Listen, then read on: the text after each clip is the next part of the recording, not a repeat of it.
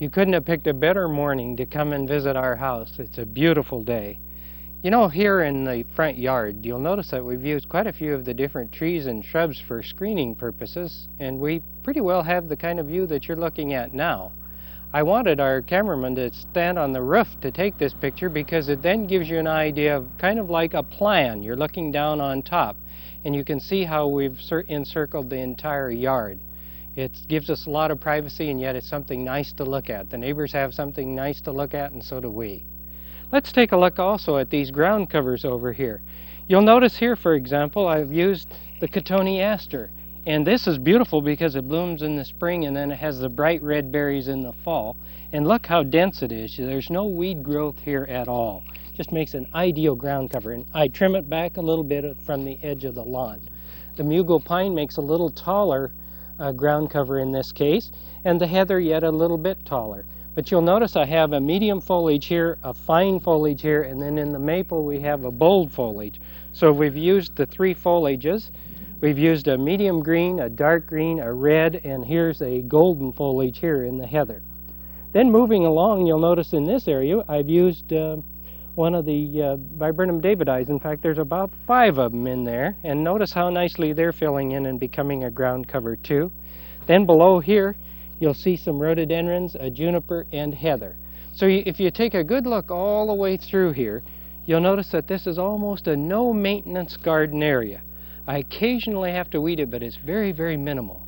In fact, this whole front yard, in mowing and trimming, and the side yard too, took me about 2 hours yesterday. So you see, it's really quite simple. Gardening can be as easy as you want to make it, or it can be as difficult as you want to make it. You'll notice here in the lawn, there's a brown spot here, a brown spot here, and another one here. So often people are complaining about brown spots, and it really depends upon what type of brown spot it is. This here is female dog.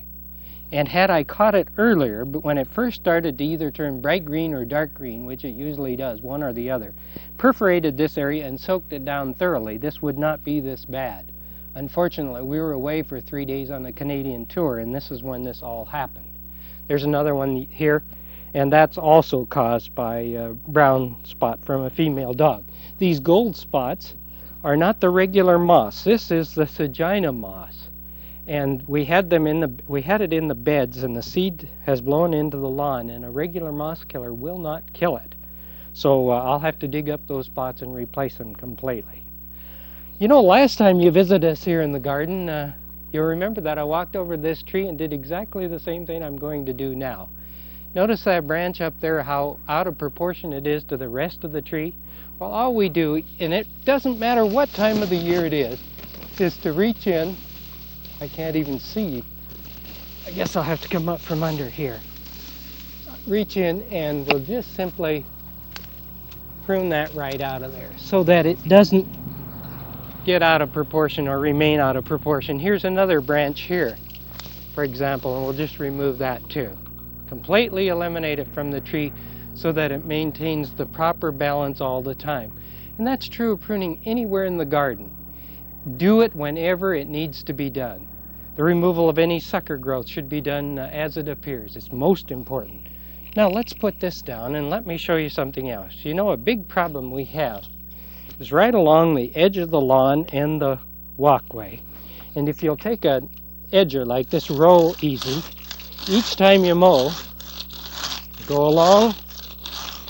See how long that took me to do that? And yet what a nice beautiful edge we now have along that edge of the walk and the lawn. Very easily done. It just takes a few seconds. So you can make it as much work as you want, or you can make it as easy as you want. I often see people cutting along the edge with a knife. Gee, that's just a lot of work. I want my wife and boy now to come out and show you how to remove some of the moisture from the lawn, and this is going to be especially helpful next month. In this particular case, we'll just take the garden hose.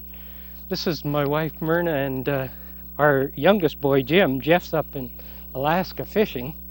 Why don't you take this in, Myrna? And Jimmy, this is a pretty long hose, so why don't you take this in right here, okay? And I'll pull along the rest of the hose so you don't get stuck. And you know, when dew forms on the grass, The problem usually is that you can't mow the lawn because there's too much moisture on it.